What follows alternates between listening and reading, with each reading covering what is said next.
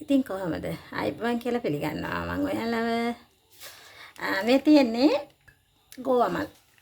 මම ගෝවමල් හොඳට මේ විදිහට බැදගත්තා. ඉතින් මේකට බදින්න ඉස්සලා කරන දේවල් ගොඩක් දන්නවා ඇති. මොකද මම මේක ඒ ටික මට වීඩියෝ කරා ගන්න බැරුව ගියා.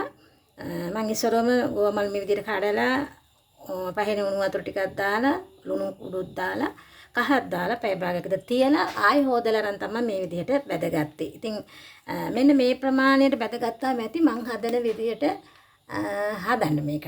මෙන්න මේ විදිහට. නිකන් අර කරය වෙන්නම නැතුව නිකන් අර අමුවටත් නැතිව වගේ මේ විදිහට තමයි මම මේක බැදගත්තේ. ඊට පස්සේ මේක උයන විදිය දැන් බලමු කොහොමද කියලා. මේ වගේ තෙල් එකක් මම තෙල් ටිකක් දාගත්තා. දාගෙන ඒකට උළු හාල්ලට දෙක තුනක් මම කලින් දාලා තිබ්බා. ටිකක් මදි කියලා හිතුණා මම එකක් දාගත්තා.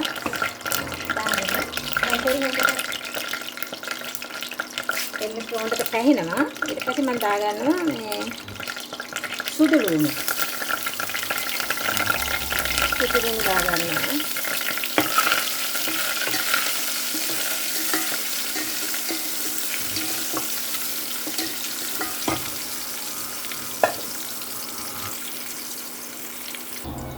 සුදු ලුණු ටිකක් දාගත්තා. ඊට පස්සේ මම දාගන්නවා තලාපු ඉඟුරු. ඉඟුරු ටිකක් තියනවා නම් දාන්න තිබුණ නැත්නම් කමක් නැහැ. ඉඟුරු නැහැ කියලා අවුලකුත් නැහැ. ඒක දා තියනවා නම් දාපම රසයි. ඊට පස්සේ එලසල් කරාමුඩ ඇටි දෙක තුනක් දැම්ම කුරුඳු පොත්තකුත් එක්ක. ඊට පස්සේ මම දානවා මේ වගේ මේ කපාගත්ත බීලුණු.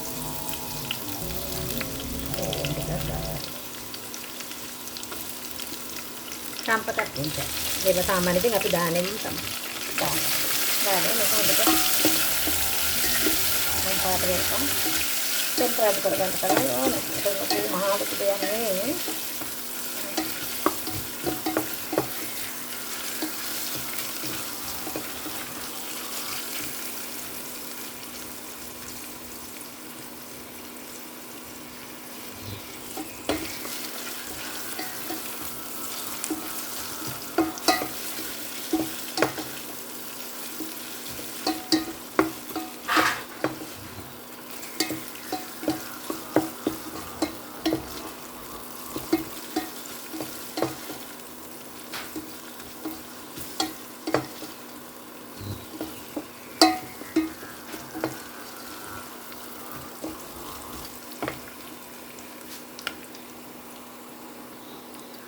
මේ කනට මගේ කනට පස්සේ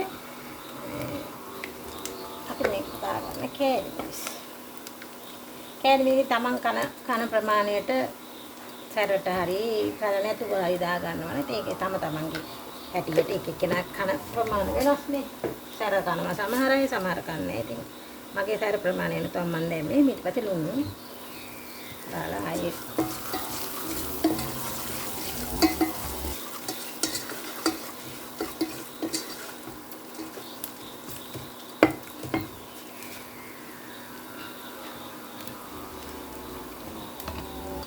ඊට පස්සේ මම දාගන්නවා මේකට මම බැදගත්ත ගෝවමල් ටික.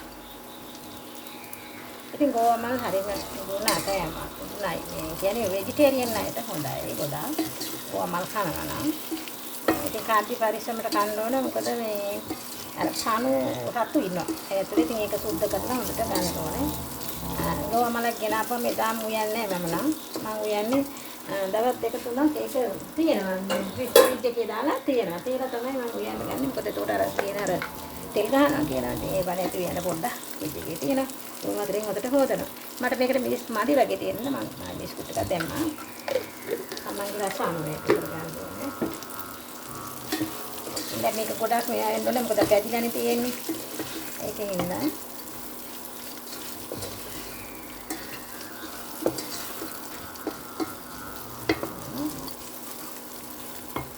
ඊට පස්සේ මේකත් මට හදන හැටි පෙන්නන්න මතකුණා. මෙතන තියෙන්නේ මම හදාගත්තු මේ සෝස් එක. මේකට මම දැම්මේ වතුර ටිකක් අරන් මේකට කෝම්ප්ලා දැම්මා. තේ හැඳි එකමාරක්. මිරිස් කුඩුත් තේ හැඳි එකමාරක් විතර දැම්මා. ඊට පස්සේ සීනි දැම්මා. එච්චරයි දෙන්නේ. ඉතින් මේකට කැමති නම් සෝයා සෝස් ටිකක්, තක්කාලි සෝස් ටිකක් දැම්මට කමන්නේ. මම ඉතින් මට සෝයා සෝස් නෑ. මම තක්කාලි මන් දාන්න කැමති නැති නිසා මම මේ විදිහට හදාගත්තා. ඉතින් ඒ මොකවත් නෑ කියලා මේකෙන් කිසිම අවුලක් නෑ. අර රසයටම ගන්න පුළුවන්. ඊට පස්සේ අපි මේකට දානවා.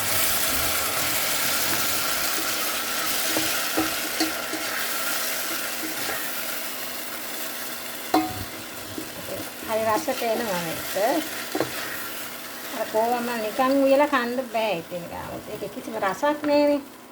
මේ වගේ හදාගත්තාම කන්න පුළුවන් ගෝවමල. ඉතින් අර ගද්දට පස්සේ ගුණේ ටිකක් නැති යයි. එනකොට ඉතින් අර මොකදවට වඩා මේ විදිහට කන එක හොඳයි. මේ විදිහටයි හදාගෙන. ඊට පස්සේ මම ගින්දර කරත් මට අද ගෑස් නැතුවද මම මේක පාවිච්චි කරන්නේ නේ. ඒක රෝලන් ගෑස් එක. ඊට පස්සේ දැන් මේක තියෙනවා ලස්සනට. ඊට පස්සේ මම මේක දා ගන්නවා කපාගත්තු මේ වගේ කපාගත්තු බීලෝ.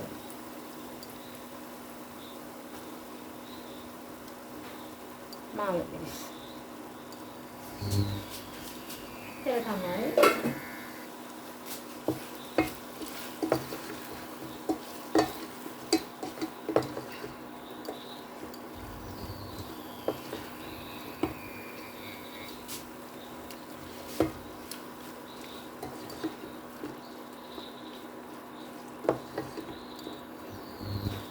තක්කලි දැම්මත් කමන්නේ කපලා තක්කලි කන්න කැමති අය. මම දාන්නේ නැහැ. මගේ ගෙදර උයන් කරපිට තමයි මම මේක ඉන්නේ. ඉතින් තක්කලි මම ගල කන්න කැමති නෑ ඒක කියලා.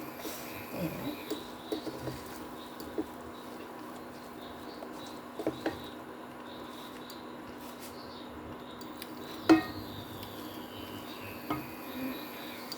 මට මේකට සීනි ටිකක් මදි වගේ. පැණි රස ගතිය අඩු. මම ඒක හදන්නේ ටිකක් පැණි රසට. මම අර සෝස් එකට දැම්ම සීනි එනට මදි වගේ. මම ඒකට තව සීනි ටිකක් දාගන්නවා. මේක හදන්නේ පැණි රසට. පැණි රස කියන්නේ ගොඩක් පැණි රස නෙමෙයි. සාමාන්‍ය පැණි රසට මේක හදාගන්නේ. මේක කන්න රයිස් එක කන්නත් හොඳයි. ඒ වගේ දෙයක් කනවා නම් කන්න හොඳයි. සීනි කන්න අපිට නැත කැමති අයට ඉතින් මේ විදිහට හදා නිකන් කන්නත් පුළුවන්. චුට්ටක් ගොඩක් නෙමෙයි අර ටිකක් පැණි රස ගතියට දාන එක අපි හදාගන්නේ.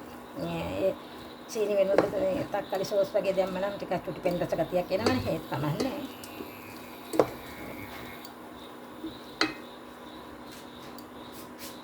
මේ විදිහට හදාගන්න ඕනේ.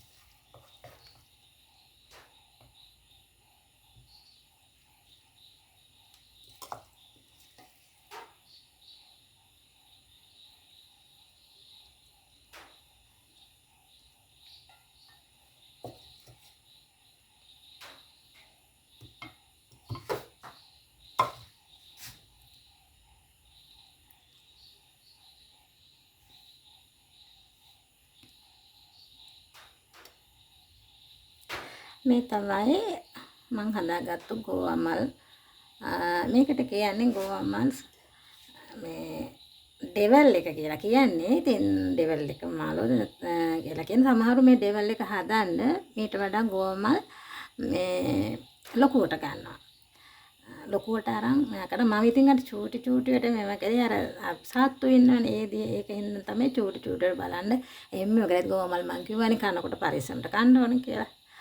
ඒකින්ද මේ විදියට හැදුවේ. ඉතින් මේක වෙන ඩෙවල් හදන ක්‍රම තියෙන මේ මගේ ක්‍රමය. මම මේ විදියට තමයි හදන්නේ ගෝවමල් ඩෙවල් එක. ඉතින් ඇත්තටම මේක රයිස් එකක් කන්න එහෙම හොඳයි. රසයි. පොඩි ළමයි ඉතින් ගෝවමල් කන්න අකමැතිනේ. ඒ අකමැති අයටත් මේ විදියට හදපම කන්න පුළුවන් රසයි නිසා. ඒකයි මම හිතුවා. අනික ඉතින් අර මුලින් කිව්වා වගේ වෙජිටේරියන් අයට හොඳ කෑම ගෝවමල්. අපිට හැමදාම කන්න හම්බෙන්නේ නැති කාලයක් නේ. එක කාලයක නෙන්නේ. ඒකින්ද ඉතින් මම මේක හදන්න කියලා හිතුවා. මම මේක ටික දවසක් තමයි ගෙනල්ලා පීඩිය එකට දාලා තියලා තමයි මේක මේ හැදුවේ. එහෙම තමයි ගෝවමල් හදන්නේ. මොකද ගෙන ආපු දවසේම හදන්න හොඳ නැහැ. ටික දවසක් තියන්න ඕනේ. අර ඒකේ අර වස අයින් වෙනක. සමහර අය කියනවා ලුණු වතුර දාලා තියලා ඉව්වට කමක් නැහැ කියලා. මම ඉුවේ මෙහෙම. මම ලුණු වතුරක් දැම්මා. ලුණු වතුරක් දාලා ටිකක් වෙලා තියලා කහ දාලා එහෙම ඉතින් විස හැමදේම නැතු යන්න කියලා තමයි මේ හිතලා තමයි දැම්මේ. එහෙනම් ඉතින් මෙන්න මේව තමයි මම අද හදාගත්තු මගේ ගෝවමල් එක තියෙන්නේ. හදලා බලන්න රසද කියලා. බලලා මට කමෙන්ට් එකක් එහෙම කරන්නකෝ. කොහොමද කියලා. රසද කියලා. අතම රසයි. ඕනෑම කෑම මේසයකට අරින්න හොඳයි. හොඳ පේනුම් වල ලස්සනට තියෙනවා. ඉතින් මේක චුටි එකක් මං ගෙනාවා. අපි ඉතින් ඒකෙන් දැන් ඉතින් ලොකුවට හදා ගන්න පුළුවන් නෑ. ඒක කෙනකොට එහෙම දෙන්න. ඉතින් මේව තමයි අද මගේ වීඩියෝ එක. ගෝවමල් එක හැදුවේ යාලත් එක්ක. හදිසියෙන් තමයි මම මේක කරේ. එහෙනම් ඉතින් අද වීඩියෝ එක මෙච්චරයි. ඔයාලා මගේ වීඩියෝ බලනවට ගොඩාක් ස්තුතියි. මට කමෙන්ට් කරන්න, ලයික් කරන්න කියලා මම ඉල්ලා සිටිනවා. සබ්ස්ක්‍රයිබ් කරන්න කියලා ඉල්ලා සිටිනවා ආදරේ. එහෙනම් මේ ගෝවමල් ගැන විස්තරයක් මට කියන්න. එතකන් මං ගිහින් එන්නම්. ඔයාලා හැමෝටම තෙරුවන් සරණයි.